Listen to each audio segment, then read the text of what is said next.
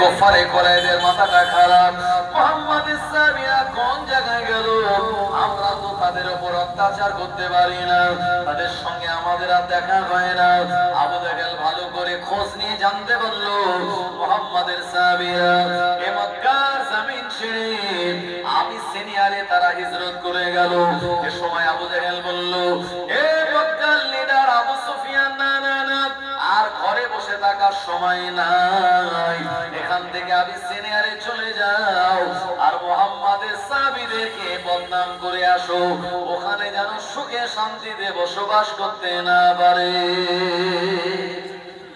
কত বড় বদমাইশ দেখেন, হাইব্রিড কোম্পানির বদমাইশ আবু জাহেল। আমার ভাইজানেরা, এ আবু সুফিয়ানকে বলল, তুমি ওখানে গিয়ে বলবে এরা সব ডাকাত, এরা বদমাইশ, এরা গুন্ডা, এরা মক্কার জমিন থেকে চলে এসেছে আবিসিনিয়ারে, আপনি জায়গা দেবেন না, এদেরকে জায়গা দিলে আপনার দেশে অরাজকতা তৈরি হবে, বিশৃঙ্খলা এরা তৈরি করবে, আপনার দেশ, আপনার এই টোটাল রাজত্ব বাঁচাতে চাইলে এক্ষুনি এদেরকে বিতাড়িত করুন। এই কথাটা এমন ভাবে কান ভারী করে বলবে, বাদশা নাজ্জাশী যেন মুহাম্মাদের সাহাবীদের তাড়িয়ে দেয়। আর তাড়িয়ে যখন দেবে, অন্য কোথায় তো যাবে না, আবার মক্কায় আসবে, আর আমরা রেডি হয়ে বসে থাকবো তাদের অত্যাচার করার জন্য। আমার ভাইজানেরা, ও নবীর উম্মতেরা, ওই আবু জাহেলের বংশের লোকেরা, আবু জাহেল মার্কা বেঈমান আমাদের সমাজে আছে না নাই? অনেক আছে, খুঁজে পাওয়া যাবে। আমার ভাইজানেরা, মুসলমানদের ভিতরে নাই।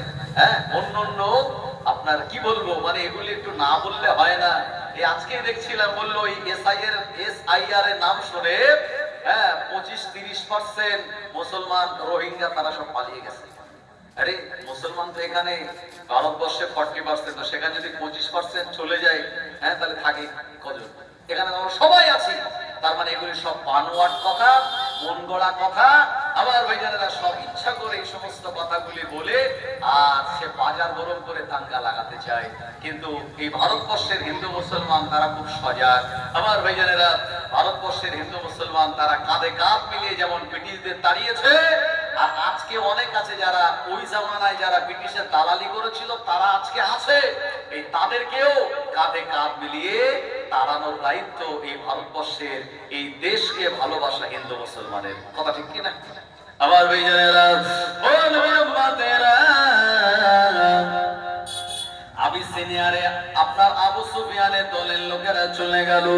ও জায়গায় যাওয়ার পর বাদশা নাজ্জাশী গিয়ে বলল, ও বাদশা নাজ্জাশী, আপনার দেশে তো বিরাট বিপদ। বললো, একদল সব রোহিঙ্গা চলে এসছে।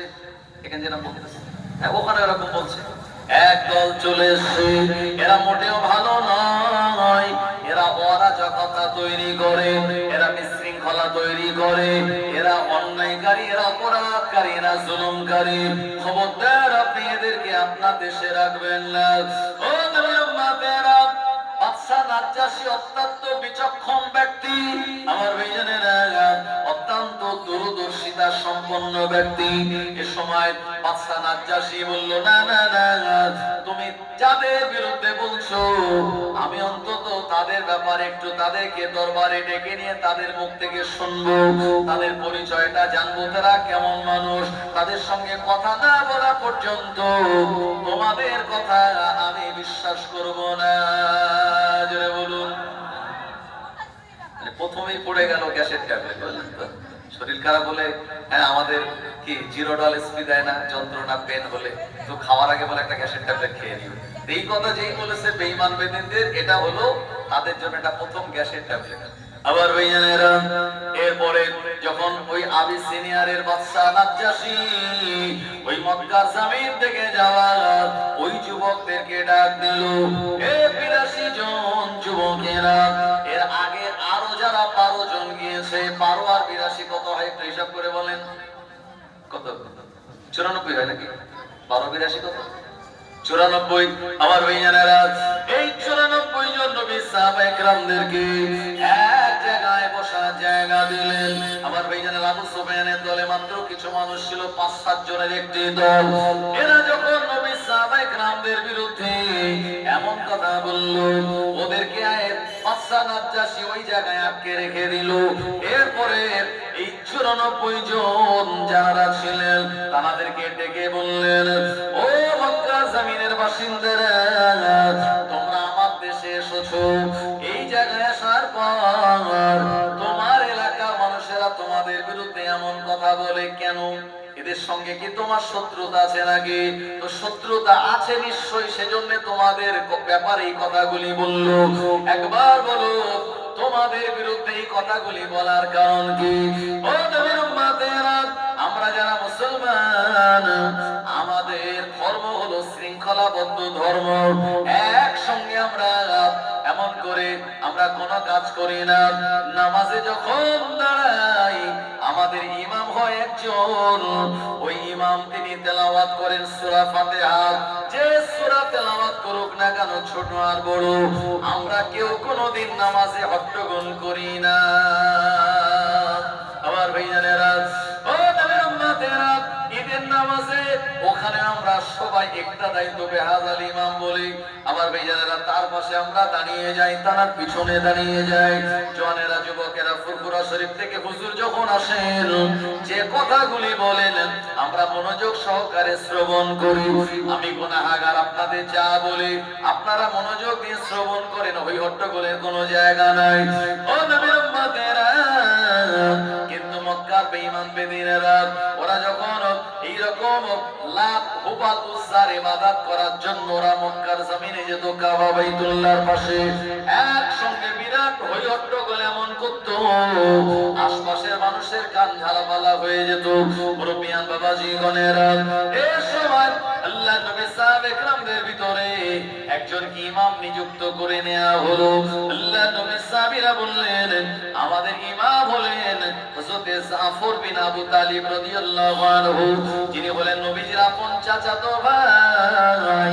হযরত আলী রাদিয়াল্লাহু আনহুর ছোট ভাই জাফর বিন আবু তালিব ওই 94 জনের ভিতরে ইমাম হয়ে গেলেন। জাফর বিন আবু তালিব তিনি দাঁড়িয়ে গিয়ে বাদশাকে তিনি সম্মান দিয়ে বললেন, ও বাদশা নাজ্জাশী, আমি আপনার সঙ্গে বসে কথা বলবো না। স্কুলে যখন স্যার যেমন কাউকে পড়া করে, আদব আর নিয়ম হলো স্যারের সামনে একা দাঁড়িয়ে উঠে পড়াটা বলা, ওই রকম ভাবে জাফর বিন আবু তালিব দাঁড়িয়ে উঠে বলল, ও বাদশা নাজ্জাশী, আমরা সবাই মক্কার বাসিন্দা, আমরা মদ পান করতাম, আমরা নিজের এমন করে শতাধিক মায়ের সঙ্গে জেনা করতাম, বিবাহ করতাম, আমরা জীবিত কন্যাদেরকে মাটির তলায় দাফন দিয়ে দিতাম, আমরা জুয়া খেলতাম, আমরা তাস খেলতাম, আমরা ঘোড়াগুলিকে কাছে বেঁধে আমরা তীর নিশানা করতাম, আমরা উটের লেজে আগুন লাগিয়ে দিয়ে উটের দৌড় প্রতিযোগিতা করতাম, এমন করে গর্ভবতী মায়ের পেট ছিঁড়ে আমরা কেটে ফেলে বাচ্চা বার করতাম ছেলে নামে। আমাদের পিতামাতা মারা গেলে আমরা ওই মরা পিতামাতার কবরের উপরে একটা উট শক্ত করে বেঁধে দিতাম, খাওয়া দিতাম না, পানি দিতাম না, উটটা মারা যেত, আমাদের দয়া মায়া লাগতো না। অন্যায় অপরাধ করা ছিল আমাদের সমাজে নিতান্ত একটি কাজ। এতিমের সম্পদ আমরা দখল করে নিতাম। কোন মহিলার স্বামী মারা গেলে ওই মহিলাকে তার ঘর থেকে তাড়িয়ে দিতাম, ওই মহিলাকে আমরা দোষ দিয়ে বলতাম, তুমি এমন অপয়ার, তোমার জন্য তোমার স্বামী মারা গেল। এই কাজগুলি আমরা যখন করতাম, এ সময় আমাদের ভিতরে বড় হয়ে ওঠা মুহাম্মদ ইবনে আব্দুল্লাহ, যিনি আমাদের ভিতরে 40 বছর পর্যন্ত ছিলেন, 40 বছর 2 মাস 10 দিন বয়স হয়ে যাওয়ার পর ওই মুহাম্মদ ইবনে আব্দুল্লাহ আমাদেরকে বললেন, হে মক্কার বাসিন্দারা, দুনিয়াতে অসংখ্য দেবতার এভাবে করে পূজা অর্চনা করা যাবে না। একজন হলেন আমার আল্লাহ, যিনি আসমান জমিনকে বানিয়েছেন, এমন করে যে আল্লাহ তার কোনো আকার নাই। আমার ভাইজানেরা, সেই মহান আল্লাহ রাব্বুল আলামিন তিনি আসমানে থাকেন, আর রহমানু আলাল আরশি ইস্তাওয়া, আল্লাহ পাকের আরশের উপরে তার সমাসীন। মহান আল্লাহ রাব্বুল আলামিন तमाम পৃথিবীর মালিক, তিনি একমাত্র স্রষ্টা। সেই আল্লাহকে এক বলে মেনে নাও।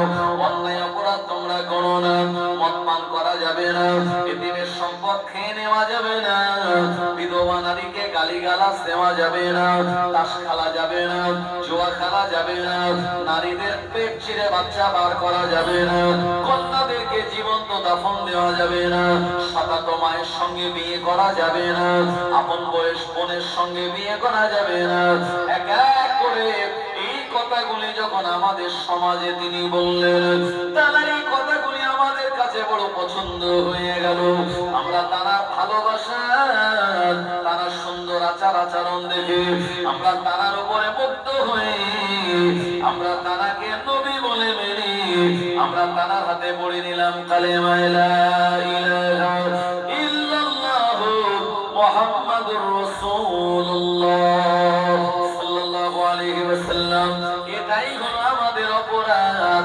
এই অপরাধের জন্য এরা আমাদের উপরে জুলুম করে, অত্যাচার করে, নির্যাতন করে, আমাদেরকে নানান ভাবে আর আমাদের উপরে এমন টর্চার করে, রাতে ঘুমাতে দেয় না, দিনে আমাদের খাওয়া দাওয়া করতে দেয় না। এদের অত্যাচারিত হয়ে আমরা আমাদের নবীজির নির্দেশে আপনার দেশ এই আবিসিনিয়ারে হিজরত করলাম। ও সময় আবু সুফিয়ান ও বেঈমান পাশে ছিল। আমার বেঈমানেরা, আবু সুফিয়ান তখন কিন্তু বেঈমান ছিল। মনে রাখুন, অষ্টম হিজরির পর মক্কা বিজয়ের পর যিনি ঈমানের কালেমা পড়ে মুসলমান হয়েছিলেন, জওয়ানেরা, যুবকেরা, আবু সুফিয়ান তখন দাঁড়িয়ে উঠে বলল, ও বাদশা নাজ্জাশী, ওই মুহাম্মদ ইবনে আব্দুল্লাহ আপনার নবী ঈসা রূহুল্লাহ সম্পর্কে খারাপ কথা বলে। এ সময় বাদশা নাজ্জাশী বলল, ও জাফর বিন আবু তালিব, বলো বলো, আমি যে নবীকে নবী বলে মানি, আমার নবী ঈসা রূহুল্লাহ, তার আম্মা জানের নাম হলো মারিয়াম আলাইহিস সালাম, তার ব্যাপারে তোমাদের নবী কি বলেন? জাফর বিন আবু তালিব বলেন, আমাদের প্রিয় নবী ঈসা নবীর সম্পর্কে তিনি বলেন, ঈসা নবী হলেন আল্লাহ পাকের একজন নবী। আমার আল্লাহ পাক তার উপর আসমানি গ্রন্থ দিয়েছিলেন, যে আসমানি গ্রন্থের নাম হলো ইনজিল। আমার আল্লাহ জানাকে বিনা পিতায় দুনিয়ার জমিনে প্রেরণ করেছিলেন। তার মায়ের নাম হলো হযরতে মারিয়াম, যিনি বাইতুল মুকাদ্দাসে লালিত পালিত হয়েছিলেন। ও আমার ভাইয়েরা, এই কথাগুলি বলার পর বাদশা নাজ্জাশী ঘরে একটা কুটো উঁচু করে বলল, অবশ্যই নবী সাহাবীরা সত্য কথা বলেছে।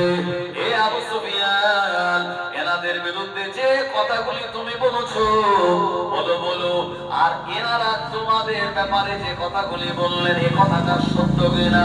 আবু সুফিয়ান বলে, এ জায়গায় আমার গোত্রের অনেকেই ছিল, এ সময় আমার জবান দিয়ে বেরিয়ে গেল, অবশ্যই মুহাম্মাদের সাহাবীরা আপনার কাছে যে কথাটা বলেছে, ওই কথাটা 100% সত্য।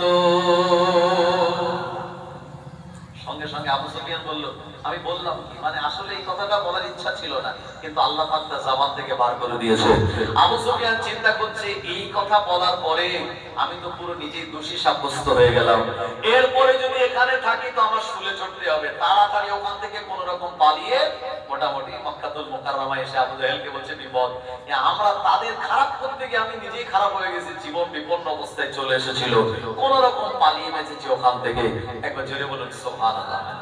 আমার ভাইয়েরা, ও নবী উম্মতেরা, উসমান গনি রাদিয়াল্লাহু আনহু ওখান থেকে আবিসিনিয়া থেকে একটা সময় মক্কাতুল মুকাররমায় তিনি চলে এসেছিলেন। আল্লাহর নবী দিন দুনিয়ার বাদশার সঙ্গে তিনি মক্কাতুল মুকাররমা থেকে মদিনাতুল মুনাওয়ারা হিজরত করে চলে গেলেন।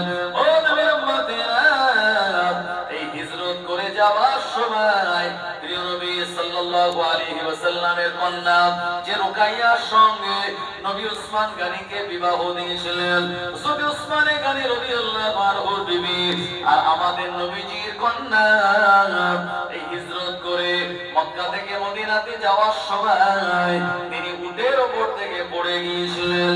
বাবা মিজরেরা, এই উট দ্রুত গতিতে যাওয়ার সময় প্রিয় নবীর কন্যা হযরতে রুকাইয়া রাদিয়াল্লাহু আনহা উটের উপর থেকে পড়ে যাওয়ার কারণে তিনি আঘাতপ্রাপ্ত হয়েছিলেন।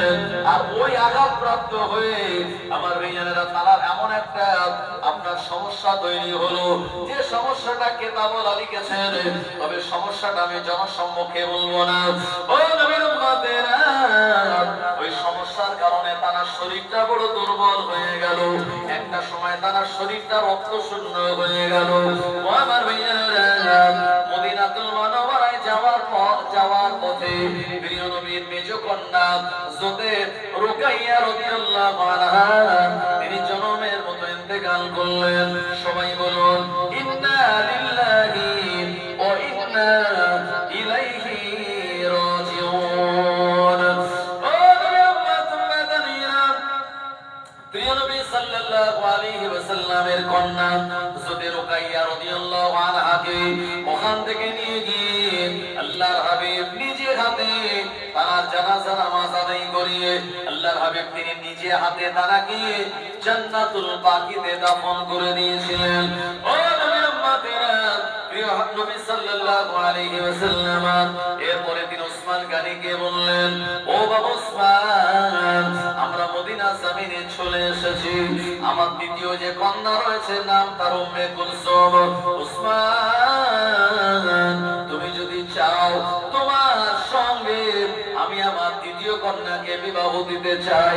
ওসমান গনি রাদিয়াল্লাহু আনহু বললেন, এটা তো আমার সৌভাগ্য, আমি আপনার জামাতা হয়েছিলাম, তবে আপনার কন্যা আল্লাহ তাকে সারা দিয়ে বিদায় নিয়ে চলে গেলেন। আর আমি আবারও এমন করে আপনার দ্বিতীয় কন্যাকে যদি বিবাহ করার পর এই আত্মীয়তার সম্পর্ক যদি অব্যাহত থাকে, আমি ওসমান আমার মতো তাকদীরওয়ালা আর কে আছে? আল্লাহর নবী মদিনা জমিনে যাওয়ার পর তিনি তার সেজ কন্যা হযরত উম্মে কুলসুম রাদিয়াল্লাহু আনহার সঙ্গে হযরত ওসমান গনি রাদিয়াল্লাহু আনহু তিনি বিবাহ দিয়েছিলেন। একবার মহব্বত করে বলেন সুবহানাল্লাহ। যেদিন নবীজি তার দ্বিতীয় কন্যার সঙ্গে বিবাহ দিয়ে দিলেন, ওই দিন তার লাকাব হয়ে গেল জিন্নুরাইন, মানে দুই নূরের অধিকারী। প্রিয় নবী তিনি নূর, তার কন্যা তারাও নূর, এজন্য তার লাকাব হলো জিন্নুরাইন। ও নবীর উম্মতেরা, তার দ্বিতীয় লাকাব হলো যুল হিজরাতাইন, মানে দুই জায়গায় হিজরতকারী ব্যক্তি। একটা হিজরত হলো আবিসিনিয়ার মক্কার জমিন থেকে, আরেকটি হিজরত হলো মক্কা থেকে মদিনাতুল মুনাওয়ারা।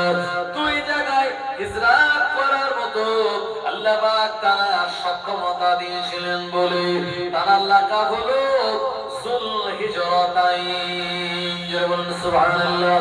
ও নবীর উম্মতেরা, প্রিয় নবী সাল্লাল্লাহু আলাইহি ওয়াসাল্লাম ওসমান গনি রাদিয়াল্লাহু আনহুকে আমার ভাইজানেরা বিরাট মহব্বত করতেন, ভালোবাসতেন।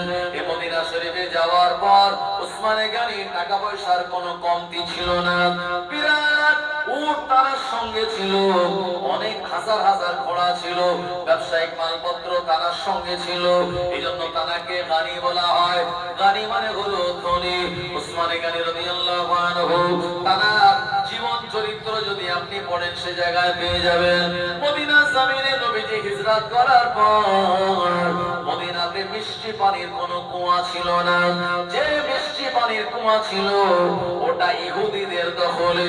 আমার ভাইয়েরা, আল্লাহর নবী সাহাবীরা মদিনাতে হিজরত করার পর ভালো পানির পাওয়ার ক্ষেত্রে অভাব দেখা দিল। ইহুদির ওই কুয়াতে নবীজি সাহাবীরা যখন পানি আনতে যেতেন, মোটা টাকা ইহুদি আদায় করত। আল্লাহর নবীর অনেক সাহাবে کرام বলেদের জন্য অত টাকা দিয়ে পানি কেনা সম্ভব ছিল না। ও নবীর উম্মতেরা, এ সময় যারা গরীব সাহাবী, এরা কোন রকম লবণাক্ত কুয়ার পানি তারা পান করতেন, কিন্তু মনটা তাদের মেলানো হতো না। আমার ভাইয়েরা, আল্লাহর নবী ওসমান গনিকে ডাক দিয়ে বললেন, ও আমার সাহাবী ওসমান, মদিনা জমিনে মিষ্টি পানির বড় অভাব, দেখো এই ব্যাপারে কিছু করা যায় কিনা। ওসমান গনি রাদিয়াল্লাহু আনহু চিন্তা করলেন, না না না, আল্লাহর নবী এই কথা কথাটা বলেছেন মানে নিশ্চিত রূপে একটা ব্যবস্থাপনা আমায় করে দেওয়া লাগবে। জোরে বলুন সুবহানাল্লাহ। একটু আগে এগিয়ে আসবেন, মাঝখানে যে জায়গাগুলো ফাঁকা আছে একটু পূরণ করে নেবেন। একটু আগে এগিয়ে চলে আসুন, একটু মহব্বতে দুরূদ শরীফ আল্লাহুম্মা, একটু আগে এগিয়ে চলে আসুন। মাওলানা মুহাম্মদ ওয়া আলা আলি সাইয়্যিদিনা ইয়া নবী মুহাম্মদ ইয়া রাসূল মুহাম্মদ, তুমি মোর শাফায়াত, তুমি মোর শাফায়াত। ইয়া নবী মুহাম্মদ ইয়া রাসূল মুহাম্মদ, তুমি মোর শাফায়াত, তুমি মোর শাফায়াত। পেলে দিদার একটিবার তোমাকে খোদার কসম, কলিজার মায়া দিয়ে তখন ধোয়াবো তোমার কদম। ওয়াইস করুনি দেখেনি ভাঙে ইশকে সকল দাঁত, তুমি মোর শাফায়াত, তুমি মোর শাফায়াত। ইয়া নবী মুহাম্মদ ইয়া রাসূল মুহাম্মদ, তুমি মোর শাফায়াত, তুমি মোর শাফায়াত। কোরআন দেখ 101 আল কোরআনে নবীর নাম, দুটি কম আল্লাহর নাম, 99 গিয়ে থাম। কুসুমবিহীন দেখো ডিম, এর পাবে না কোনো স্বাদ, তুমি মোর শাফায়াত, তুমি মোর শাফায়াত। ইয়া নবী মুহাম্মদ ইয়া রাসূল মুহাম্মদ, তুমি মোর শাফায়াত, তুমি মোর শাফায়াত। আল্লাহুম্মা সাল্লি আলা সাইয়্যিদিনা ওয়া আলা আলি সাইয়্যিদিনা। ও নবীর উম্মতেরা, উসমান গনি রাদিয়াল্লাহু আনহু ইহুদির কাছে গিয়ে বলল, এই ইহুদি, তুমি মুসলমানদের কাছে পানির বিনিময়ে মোটা টাকা তুমি রোজগার করো। এই ইহুদি, না না না, এত টাকা নেওয়া ঠিক নয়, টাকা একটু কম নিও। ইহুদি বলল, আমার কুয়া, আমি কত টাকা নেব এটা আমার ব্যাপার, আমি তোমার কাছ থেকে পরামর্শ শুনতে চাই না। উসমান গনি রাদিয়াল্লাহু আনহু বললেন, এই ইহুদি, তোমার কুয়াটা আমার কাছে বিক্রি করে দাও। ইহুদি বলল, না না না, কুয়াটা আমি বিক্রি করব না। ও জামানায় কুয়ার যে দাম হয়, উসমান গনি রাদিয়াল্লাহু আনহু এই কুয়ার তিনি ডবল দাম বললেন। এরপরে ইহুদি বিক্রি করতে রাজি হলো না। এরপরে আমার ভাইয়ানেরা ডবলের থেকে উসমান গনি তিনি বেশি দাম দিলেন। ইহুদি যারা, এরা লোভনীয়। আমার ভাইয়ানেরদের ভিতরে একটা বিরাট লোভ আছে। এই লোভের কারণে তারা তাদের নিজের এলাকা ছেড়ে দিয়ে ফিলিস্তিনের জায়গাগুলি তারা অবৈধভাবে দখল করে। ও নবীর উম্মতেরা, এই ইহুদি তখন লোভের মধ্যে পড়ে গিয়ে মোটা টাকা পাওয়ার পর উসমান গনি রাদিয়াল্লাহু আনহুর কাছে ওই পীরের রোমা নামক কুয়াটা বিক্রি করে দিয়েছিল। আল্লাহর নবী সাহাবী হযরত উসমান গনি রাদিয়াল্লাহু আনহু এই কুয়াটা কিনে নেওয়ার পর কাগজে লেখালেখি করে নিলেন। প্রিয় নবীর কাছে এসে দেখিয়ে বললেন, ইয়া রাসূলুল্লাহ, হাবিবাল্লাহ, আজ থেকে আর কোনো চিন্তা নাই, আপনার সাহাবীরা জান ভরে প্রাণ ভরে পানি পান করবে। এই পানি নেওয়ার জন্য কোনো টাকা দেওয়া লাগবে না। আমি উসমান অনেক টাকা দিয়ে ওই ইহুদির কাছ থেকে কুয়াটা কিনে নিলাম। নবীজি খুশি হয়ে গেলেন। উসমান গনি বলেন, হুজুর, এই কুয়াটা কিনে নিয়ে আমি আমার মালিকাধীনের ভিতরে রাখলাম না। এই কুয়াটা আপনাকে সাক্ষ্য রেখে আমি আল্লাহর রাস্তে আপনার সাহাবীদের পানি পান করার জন্য আমি আল্লাহর রাস্তে এটিকে ওয়াকফ করে দিলাম। আরো জোরে বলেন সুবহানাল্লাহ, নারে তাকবীর। প্রিয় নবী শুনে বললেন, আল্লাহর নবীর চেহারাটা হাস্যোজ্জ্বল হয়ে গেল। নবী বললেন, উসমান, তোমার কিনে নিয়ে কুয়াটা মুসলমানদের জন্য দান করার আমার আল্লাহ পাক তোমার উপরে রাজি আর খুশি হয়ে গিয়েছে।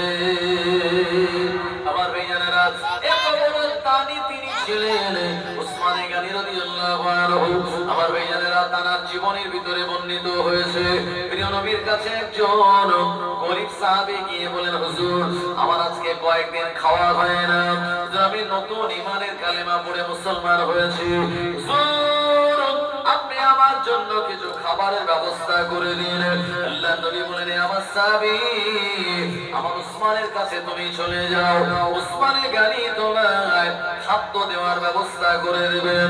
ওই সাহাবী উসমানে গানি রাদিয়াল্লাহু আনহুর কাছে তিনি চলে গেলেন, আর ওখানে গিয়ে দেখতে পেলেন উসমানে গানি তিনি তার বাড়িতে আপনার তুলাগুলি মেলে দিয়েছিলেন। হাওয়া আসার কারণে তুলাগুলি উড়ে যাচ্ছিল। উসমানে গানি রাদিয়াল্লাহু আনহু উড়ে যাওয়া তুলাগুলি তিনি কালেক্ট করে সংগ্রহ করে পাথরের তলায় চাপা দিয়ে রাখতেছিলেন। আল্লাহ নবীর সাহাবী চিন্তা করলো, উসমানের কাছে নবী আমার পাঠালো, আর উসমান উড়ে যাওয়া তুলাগুলি এক জায়গায় করে, মানে নিশ্চিত লোকটা কৃপণ লোক, এই মানুষটার কাছে যদি আমি চাই কোনো মতেই সে আমায় কিছুই দেবে না।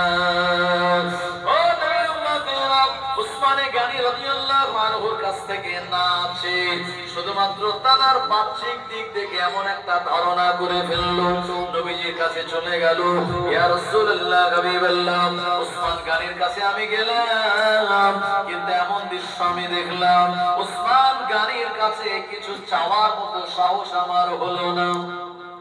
কেন? তুলো সব উড়ে যাচ্ছিল, আর এগুলি ধরে ধরে সব পাথরের তলায় সরে সবাই আমি এইদিকে শোনা ওইদিকে যাও, কিছু চাইনি। আমার ভাইজানেরা, উসমানে গানি অনেক বড় লোক ছিলেন, কিন্তু তার ভিতরে ফুজুল খরচ করার এই মানসিকতা ছিল না। কেন ছিল না? আল্লাহ পাক কোরআন মাজিদে শুনিয়েছেন, ইন্নাল মুবাসসিরিনা কানু ইখওয়ানাশ শায়াতিন।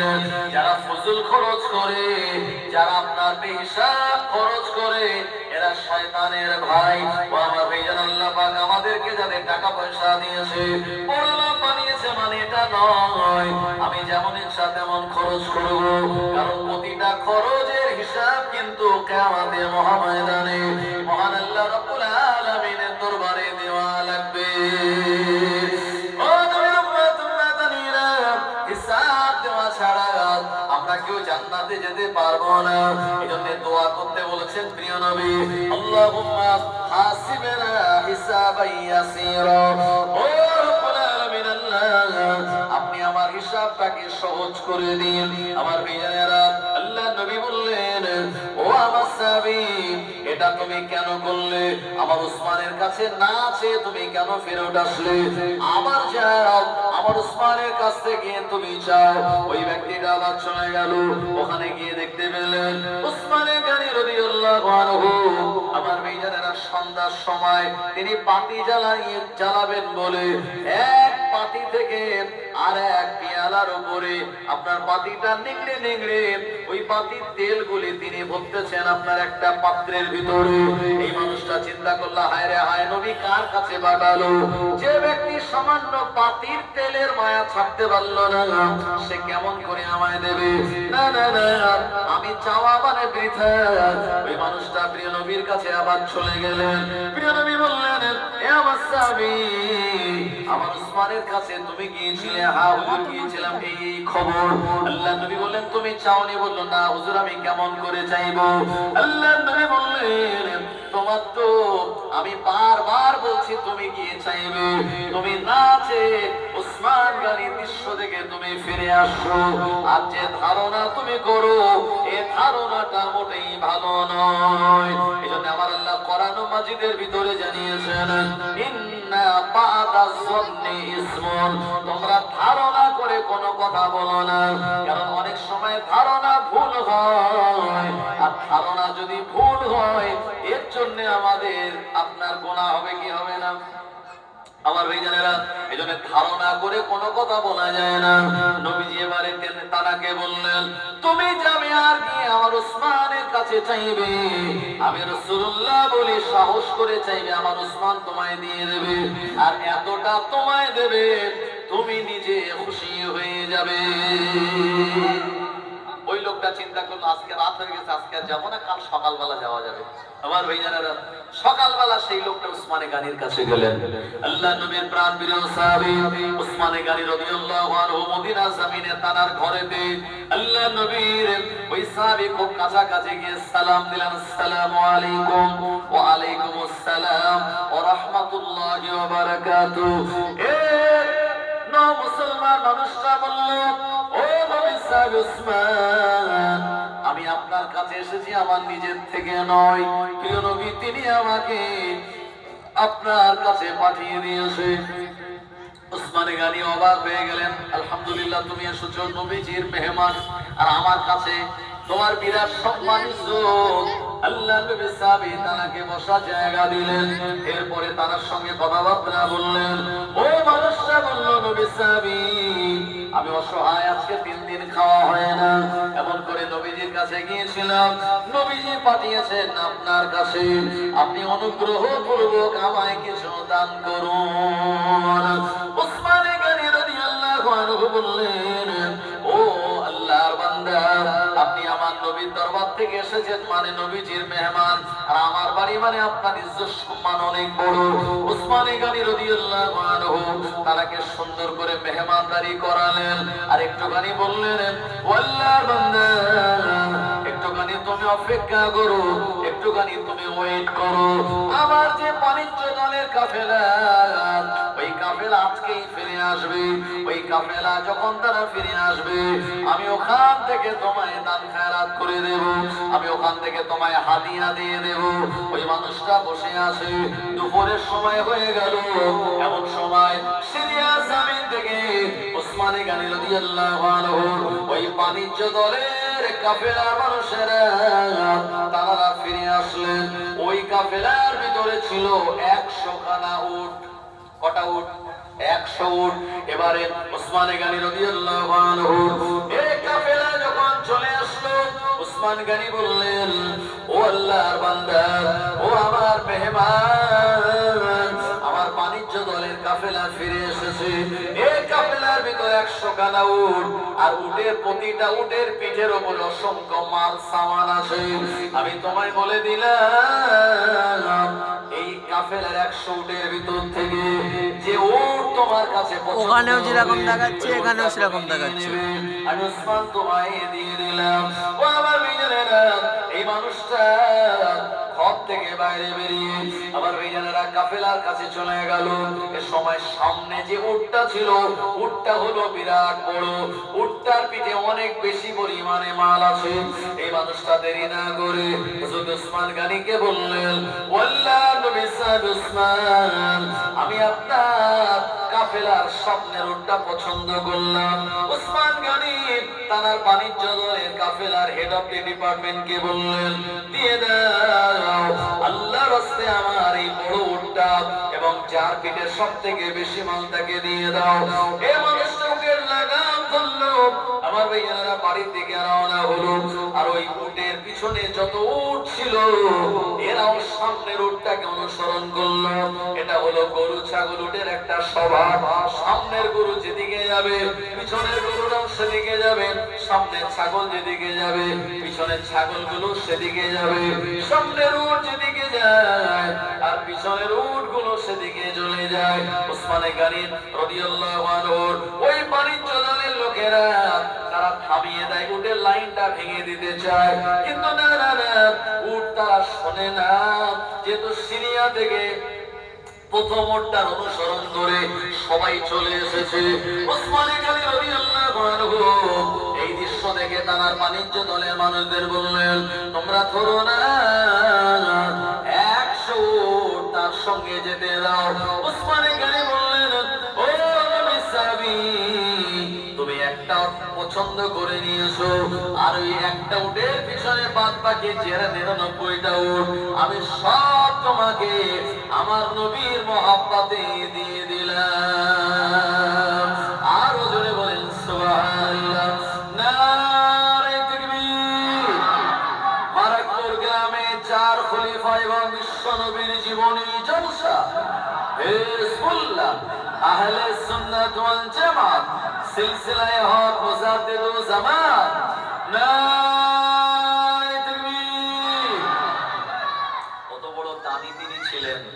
এখানে জুমার দিন আমরা মসজিদের কোটোয় পয়সা দেওয়ার সময় আমরা দেখে দেখে ছোট কয়েনটা বার করি বা ছেঁড়া টাকাটা দেই, আর সেই জায়গায় ওসমানে গানি পুরো 100 উট তিনি দিয়ে দিয়েছেন একজনকে।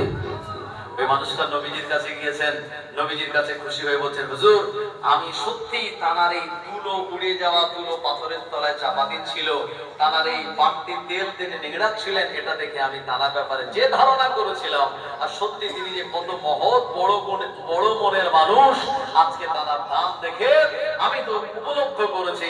তাই এই ঘটনা থেকে আমরা শিক্ষা পাই, কোন ব্যক্তির বাহ্যিক কোন কাজ দেখে খারাপ মন্তব্য করা যায় না আমার ভাইজানেরা, কারণ মনের খবর আল্লাহ পাক তিনি ভালো জানেন। তাই কোন মানুষের কোন বাহ্যিক কার্যকলাপ দেখে আপনি আমি খারাপ মন্তব্য করতে পারি না, এটা শরীয়তে নিষেধ আছে। কোরআন মাজিদের আয়াত আল্লাহ শুনিয়েছেন, ইন্না বা'দা যন্নি ইসমুন, এই ধারণা করে কথা বলাটা এটা হচ্ছে গুনার কারণ। আমার ভাইজানেরা, ওসমান গনি রাদিয়াল্লাহু আনহু তিনি ছিলেন নরম হৃদয়ের মানুষ, তিনি ছিলেন অত্যন্ত লজ্জাশীল। আল্লাহর নবী সাহেব ওসমান গনি রাদিয়াল্লাহু আনহু রাস্তা দিয়ে যখন চলতেন, আমার ভাইজানেরা এভাবে মেয়েদের মতো তার মাথায় ওন্নাটা দিয়ে রাখতেন, আশপাশে এদিক ওদিকে তাকাবেন না, আর সামনের দিকে তাকিয়ে আমার ভাইজানেরা মাটির দিকে চেয়ে ভদ্রতা নম্রতার সঙ্গে তিনি চলতেন। ও চলেরা যুবকেরা, নবীর উম্মতেরা, আজকে আপনি যদি মক্কাতুল মুকাররমায় চলে যান, মদিনাতুল মুনাওয়ারায় চলে যান, অনেক মক্কা মদিনার মানুষদেরকে দেখবেন যারা সাদা রুমালগুলি ওন্নাগুলি আপনার এইভাবে দিয়ে রেখেছেন। এটা হলো ওসমানে গনি রাদিয়াল্লাহু আনহুর একটি আদর্শ। একবার মুহাব্বত করে বলেন সুবহানাল্লাহ। ও চলেরা যুবকেরা, রাস্তা দিয়ে চলার সময় এদিকে ওদিকে তাকানোটা ঠিক নয়, কারণ আমরা যখন চলি তখন দেখা যায় এদিক ওদিক কত দিকে আমরা তাকাই, চোখ কোন জায়গায় আমাদের মিস যায় না, সব জায়গায় চলে যায়। কিন্তু লজ্জাশীল মানুষের উদাহরণ হলো তারা মাথাটা নিচু করে আর মাটির দিকে তাকিয়ে তারা চলবে। আমার ভাইজানেরা, এটি হলো আদবি চলা এবং এটি হলো সুন্নাতি চলা। জোরে হবে না সুবহানাল্লাহ? তবে হ্যাঁ, জিহাদের ময়দানে, লড়াইয়ের ময়দানে বুক ফুলিয়ে চলবেন, ওখানে জায়েজ আছে, আর এমনি সময় জায়েজ নাই। উসমানে গনি রাদিয়াল্লাহু আনহু এত লজ্জাশীল ছিলেন, আমার আল্লাহ পাকের ফেরেশতারা তানাকে দেখে ফেরেশতারাও লজ্জা পেতেন, মানে ফেরেশতারা তানাকে দেখে লজ্জাশীল হয়ে পড়তেন। ও উসমানে গনি রাদিয়াল্লাহু আনহু জীবনে কোনোদিন খালি গায়ে দিয়ে থাকতেন না, কারণ প্রতিটা মানুষের সঙ্গে আল্লাহ পাক একজন ফেরেশতা আর একজন জিনকে নিযুক্ত করে দিয়েছেন। প্রিয় নবী সাহাবী বললেন, ইয়া রাসূলুল্লাহ, হাবিবাল্লাহ, আপনার সঙ্গে আছে নাকি? নবীজি বললেন, হ্যাঁ, তবে আমার সঙ্গে যে জিন আছে আমার আল্লাহ পাক তাকে আমার আনুগত্য বানিয়ে দিয়েছে। ওই জিন আমায় খারাপ যুক্তি ছাড়া আপনার ভালো যুক্তি ছাড়া খারাপ যুক্তি দেন। ও নবীর উম্মতেরা, খালি গায়ে বেড়ানোটা যেমন বেয়াদবি, অপরদিকে যে জিন শয়তানগুলি আমাদের আশপাশে থাকে, এরা আমাদের খালি গা দেখলে অ্যাটাক করতে পারে। নবী শুনিয়েছেন, ইন্নাশ শাইতানা ইয়াজরি মিনাল ইনসানি মাজরিয়াদ দাম, আও কামা ক্বালা নবী সাল্লাল্লাহু আলাইহি ওয়াসাল্লাম। নবী আমার জানিয়ে দিলেন, শয়তান চাইলে মানুষ যখন হাই তোলে আর মুখে যখন হাত না দিয়ে, আপনার মুখে যখন হাত না দিয়ে সে যখন হাই তোলে, লা হাওলা ওয়ালা কুওয়াতা ইল্লা বিল্লাহ যারা বলে না, শয়তান তার মুখ দিয়ে প্রবেশ করে তার পেটের ভিতরে গিয়ে আমার ভাইজানেরা তার শিরা উপশিরার ভিতরে শয়তান প্রবেশ করতে পারে। এই কারণে নবী আমার জানিয়ে দিলেন, যেমন তোমরা খালি গায়ে থাকবে না আর হাই উঠলে তোমরা মুখে হাত দেবে আর লা হাওলা ওয়ালা কুওয়াতা ইল্লা বিল্লাহ পড়ে নেবে। উসমানে গনি রাদিয়াল্লাহু আনহু জীবনে তিনি খালি গায়ে হতেন না। সুবহানাল্লাহ বলে। আমরা কি করি? আমরা দেখা গেল অনেক সময় এরকম আছে, অনেকে আমি নিজে দেখেছি, হ্যাঁ, বেচারা হজ করে এসছে, চাচাজি মুরব্বী মানুষ, দেখা গেল গায়ে তো জামা কাপড় কিছু নাই, উল্টে লুঙ্গি একেবারে নামি থেকে একদম বর্ডার লাইনে চলে এসছে। এরকম হয় কি হয় না আমার ভাইজানেরা? ও